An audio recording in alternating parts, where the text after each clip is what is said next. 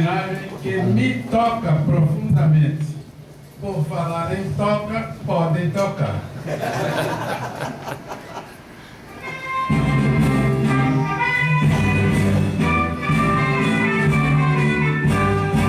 Somos os jovens homens do amanhã, e Guararapes honramos com amor e fé. Por esse solo havemos de lutar, e se preciso for morrer de pé, o dever, a honra, amor à pátria, moram conosco aqui em Casa Forte. Um novo mundo vamos conquistar, sem ter medo de enfrentar a própria morte. CPOR, escola de fazer heróis. Correia Lima, patrono que encoraja todos nós.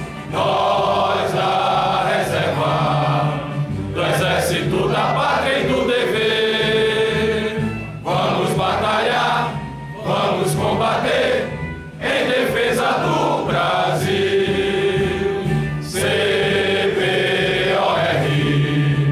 escola de fazer heróis. Correia Lima, patrono que encoraja todos nós. Nós da reserva, do exército da pátria e do dever, vamos batalhar, vamos combater em defesa do Brasil.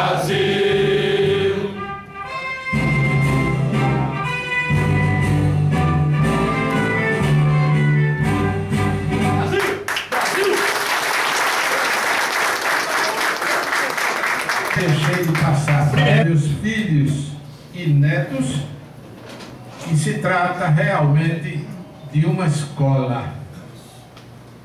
Infelizmente, por motivos que não me disseram respeito, até hoje não tive um descendente que fizesse o CPOR. Daí porque tenho tido muito mais trabalho em tratar do futuro deles. Como é que isso começou? O Cid Almeida morava numa casa vizinha à sede do atual CPOR em Casa Forte. E ele era casado com Nelly, irmã da esposa de meu irmão. Portanto, era concunhado de meu irmão. E eu, juntamente com meu irmão e Beth, mulher dele, irmã da esposa dele, de vez em quando íamos lá. E tínhamos já feito, com sucesso, graças a Deus, ganho o primeiro lugar do primeiro Festival Nordestino de Música Popular. 1.500 músicas de Belém a Salvador foram inscritas nesse programa patrocinado pelo Canal 6 na época, TV Rádio Clube. Andiógenes Tavares, Severino Barbosa e outros que compunham a organização disso. Pouco a pouco foram sendo realizadas as eliminatórias. E essas eliminatórias terminaram por escolher 12 músicas das 1.500. Dentre elas, o Poema do Amor Sem Luz, que eu e o Cid Almeida tínhamos composto.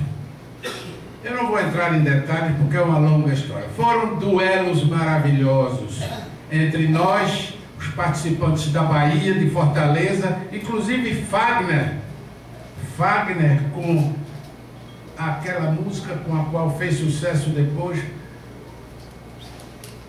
As Velas do Mucuripe. Todos vocês soubem, aquilo é uma beleza. Eu não sabia disso. Fui para a Bahia, me encontro com Fagner casualmente. Como gostava dele como cantor, me apresentei e ele disse: peraí, você é Reinaldo de Oliveira? Rapaz, você ganhou pra... Rapaz, eu vou falar com você porque é uma questão de delicadeza.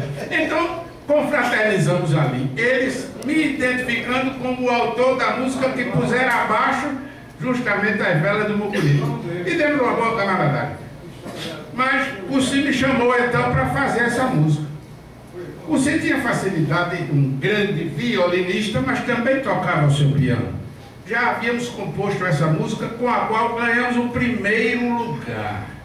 Dia 19 de outubro de 1959, se não me engano. Primeiro lugar era um carro Cinca Chambord Esplanada, 0 km. Foram 12 músicas escolhidas para o final. Dentre elas, Poema da Moça e Luz. Foi feito o sorteio da ordem de apresentação. Qual era o corpo de jurados? Os componentes do programa de Flávio Cavalcante, lá no Rio de Janeiro. Zé Fernandes, que era um gogó danado, Márcia de Windsor, Carlos Renato e Eduardo, era Mistereco. Vieram 4 de lá para cá para julgar, juntamente com 4 do Ceará e 4 da Bahia. 12 na frente, Pernambuco também presente do povo. Sorteia a ordem, a primeira que saiu, Poema do Amor Sem Luz. Estou perdido, porque ninguém vai botar uma nota alta numa composição que ainda tem para ouvir 11 pela frente. E lá fomos nós fazer a apresentação. As torcidas no Teatro do Parque eram incríveis, eram violentas. Tinha uma turma do Voltei. Eita, o pau cantou lá na entrada no saguão logo. Fernando, meu irmão, se agarrou com um, eu segurei o outro, ele pensava que eu estava brincando, me pescou também e o bolo foi grande. Mas vamos começar. Resultado: a primeira música a ser tocada com o Expedito Guaracho cantando, com o Coral do Carmo acompanhando, numa orquestração do maestro Clóvis Pereira. Eu não vou cantar para vocês. Foi uma música que eu fiz alusiva à minha filha Dinazinha, que está hoje com 44 anos, portanto isso foi há 40 anos atrás, e que se referia à deficiência visual de que ela é possuidora. Expedito tentou 3 ou 4 vezes iniciar a canção. A orquestra puxava a introdução, que era maravilhosa, de Clóvis Pereira, para...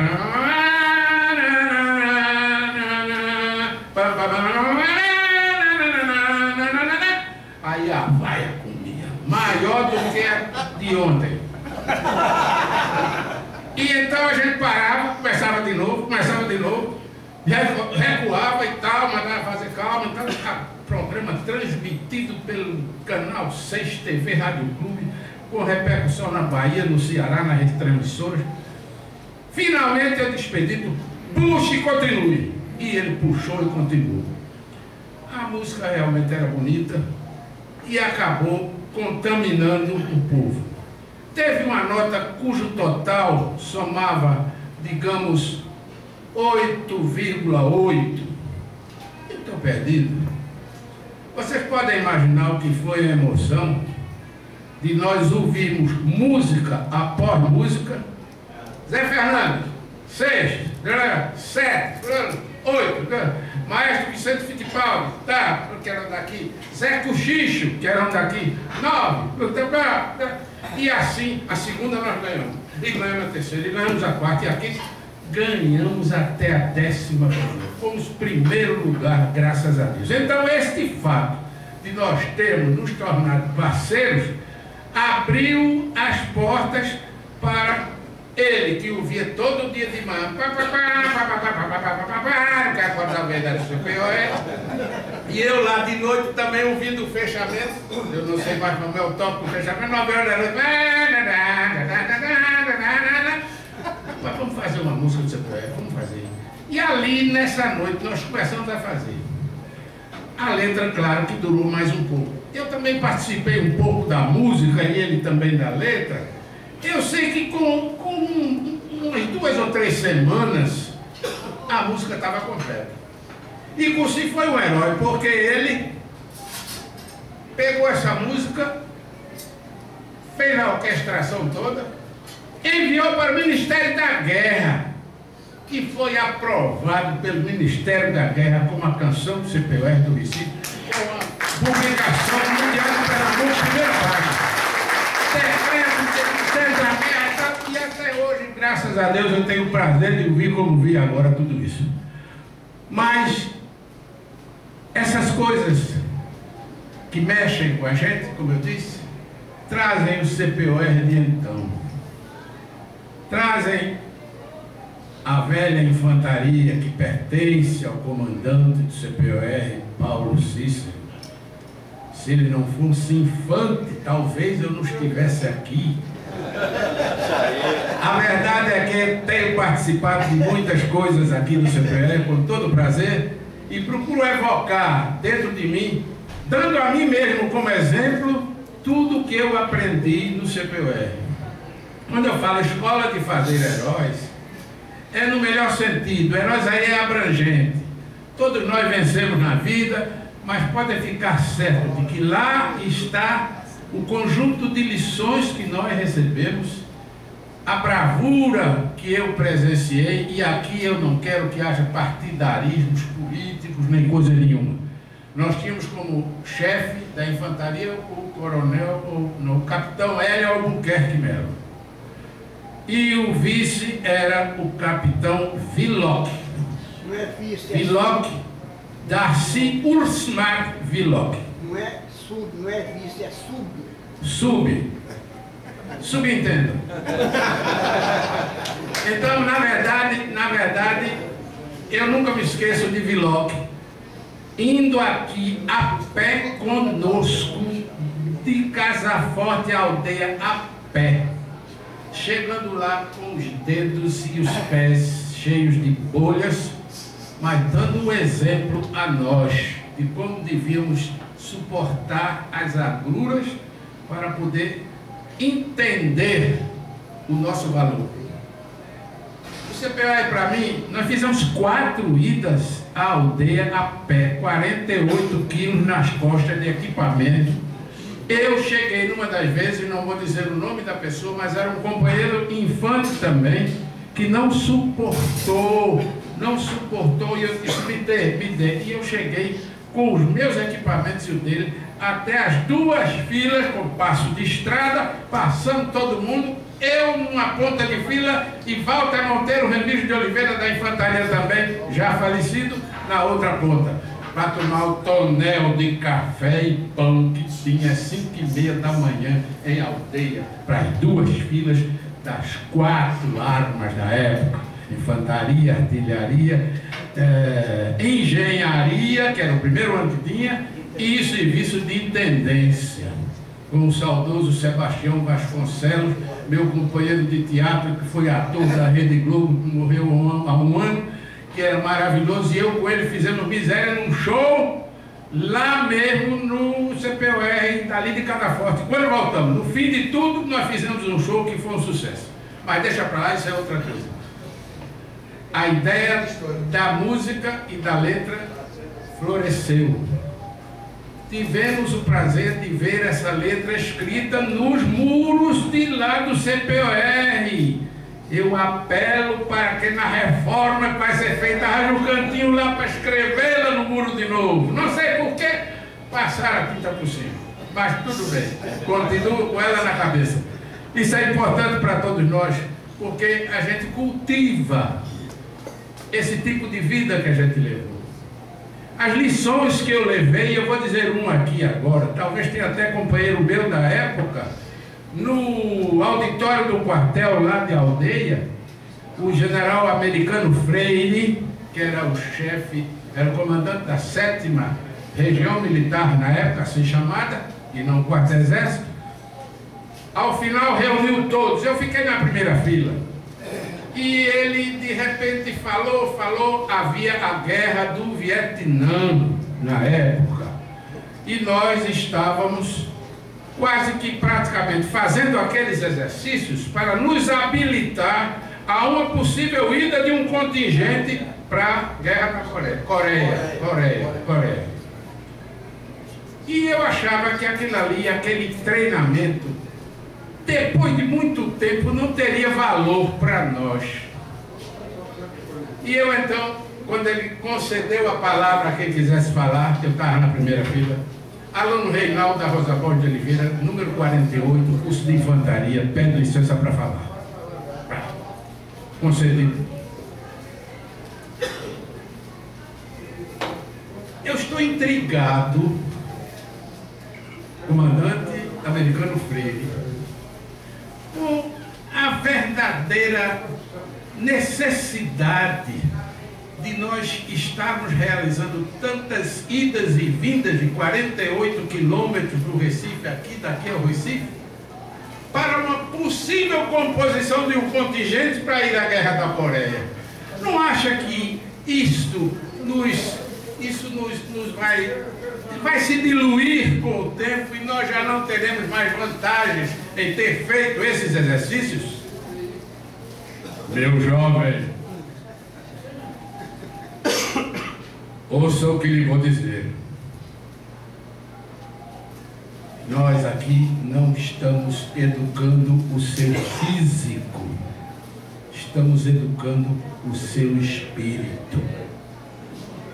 Nunca me esqueci dessa lição, coronel. Nunca me esqueci dessa lição. Passo para os meus filhos e netos. Muita coisa é porque é input. Eduque o seu espírito. Conheça a si mesmo do que você é capaz. Conheça a si mesmo do que você é capaz.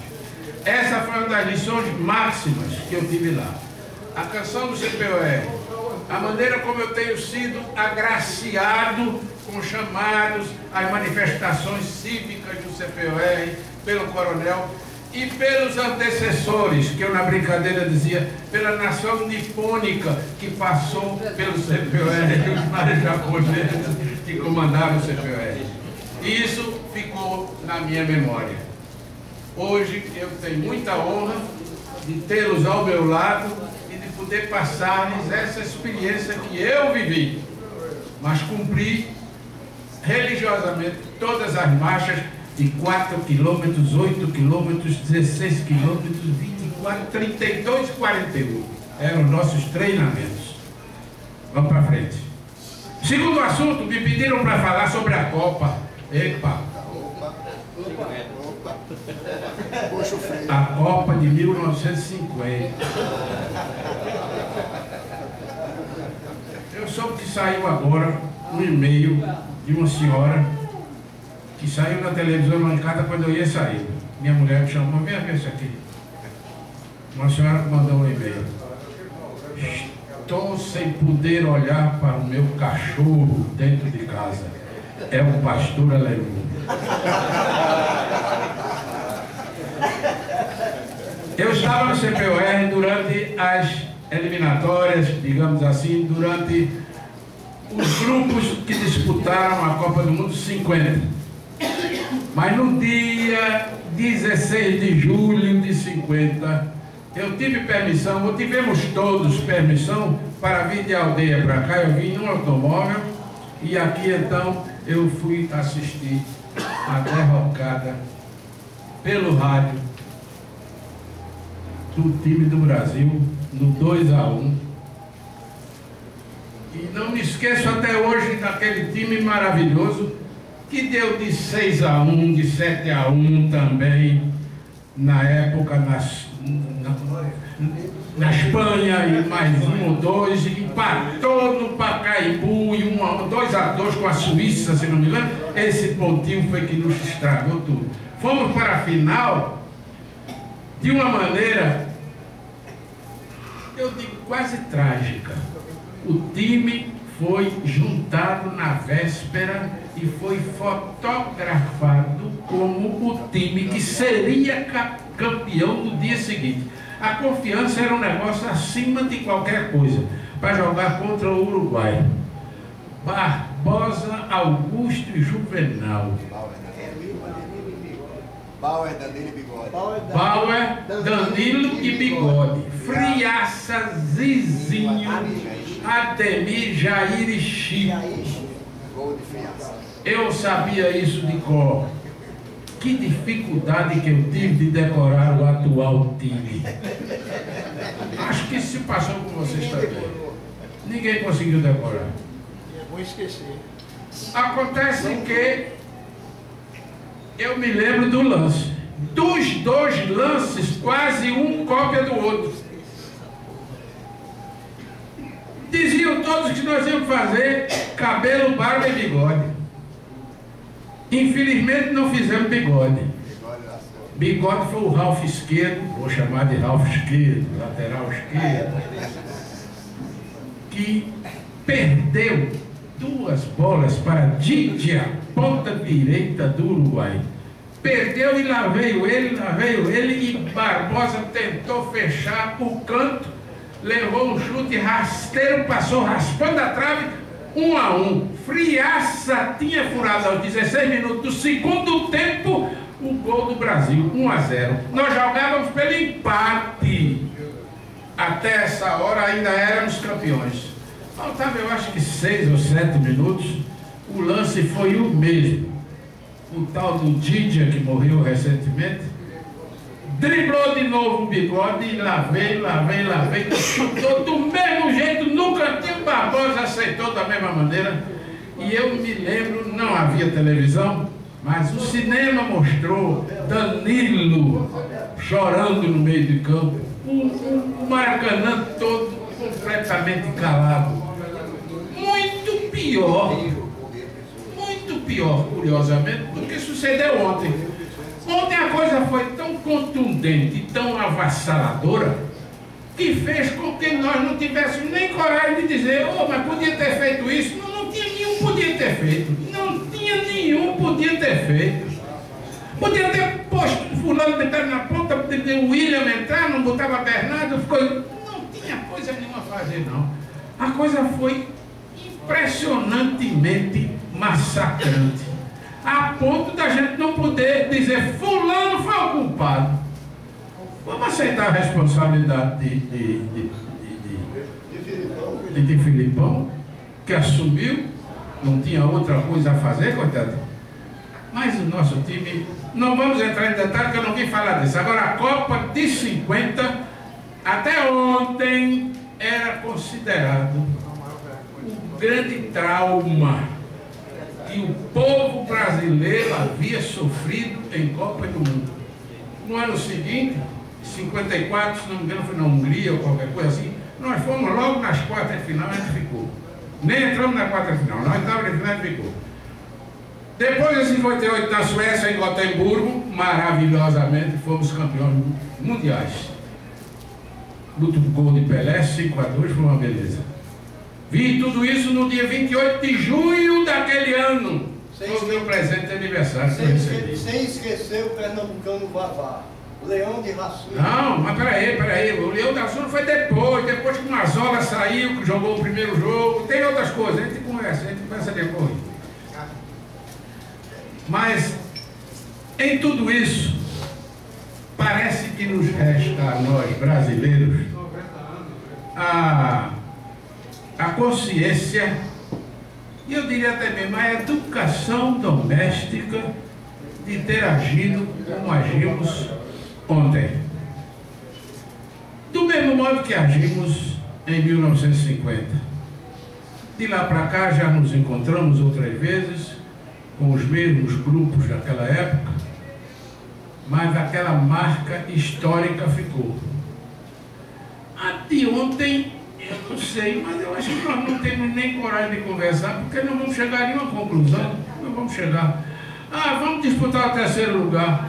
Bom, a única esperança que a gente pode ter é que hoje de noite a Holanda ganhe da Argentina, e então a gente vai estimulado de ganhar da Argentina para ver o que é que faz. É a única coisa que a gente pode ter como foco é isso. Mas seja o que for, o importante é que nós aprendemos aqui nesta casa a superar esses problemas emocionais. Eu escrevi uma crônica hoje na Folha, saiu hoje. O meu sistema medroso.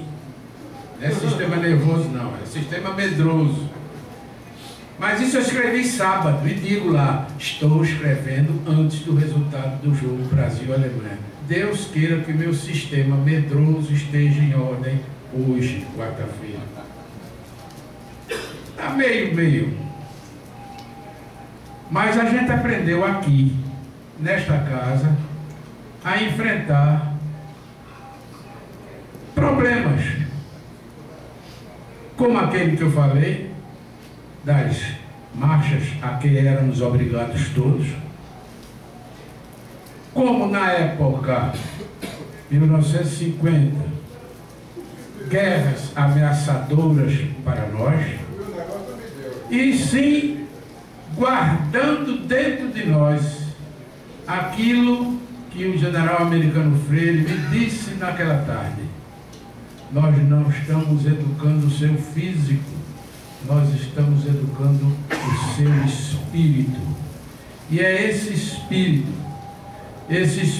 digamos assim, de bravura que eu mantenho dentro de mim para exibir aos meus pósteros, que eu trago aqui no dia de hoje para comungar com os espíritos de vocês, que sentem a mesma coisa que eu, pelo fato, comandante Paulo, de estarem dentro desta escola de fazer heróis. Muito obrigado.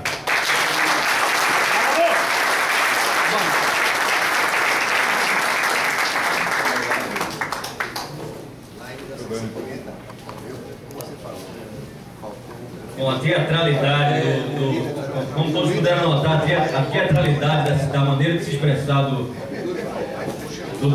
Reinaldo não é à toa. Para quem não sabe, ele é herdeiro do Valdemar de Oliveira, que dá o nome àquele teatro Valdemar de Oliveira aqui em Recife, fundador do Teatro de Amadores de Pernambuco, que é um grupo de médicos, que foi iniciado por um grupo de médicos, que aí teve a iniciativa de fazer peças de teatro para ajudar entidades beneficentes. Só que esse grupo de teatro, de médicos, por isso amadores, porque não são atores profissionais, já dura 7 décadas em plena atividade. Já fez temporadas de sucesso em todo o Brasil, do Amazonas ao Rio Grande do Sul. Corrija se eu estiver errado, por favor. E do Teatro de Amadores de Pernambuco saiu também vários atores globais, como o próprio Sebastião Vasconcelos, que foi de tendência da turma dele, que faleceu há pouco. Então a teatralidade do Reinaldo de Oliveira não é à toa. O Sábado e 30, a grande peça. É a famosa peça do Sábado e 30. Vai voltar agora em agosto. Nossa! E coincidentemente é o dia que ele nasceu, 28 de junho de 1930. E no dia 28 de junho último, que o Brasil ganhou, no dia 28 de junho último, o Dr. Reinaldo fez aniversário e completou seus 84 anos. Nossos parabéns.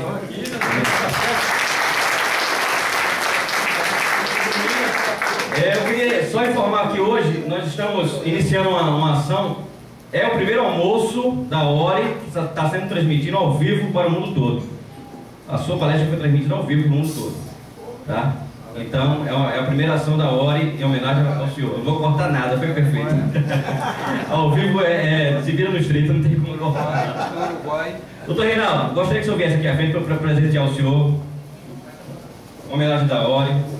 O selo de 80 anos de criação, de início da primeira turma do CPUR. Aí o senhor recebe a carteira de selo.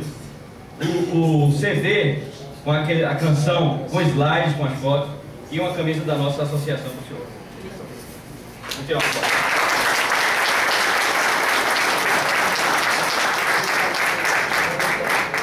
Bom, senhores, é isso. Registrar a presença também da Associação dos Veteranos da FEB, representada do seu vice-presidente, Rigoberto Souza, Roberto Júnior. Registrar a presença de um ex-aluno nosso que é assíduo, sempre está aqui, que é veterano da guerra, da Segunda Guerra Mundial, o Tenente Anildo, da turma de 1945. Registrar os aniversários dos ex-presidentes da ORI, Gildo, dia 3, dia 5, e Cláudio Borba, dia 3. Parabéns. O senhor quer falar uma coisa? Coronel? Entrega a sombrinha também.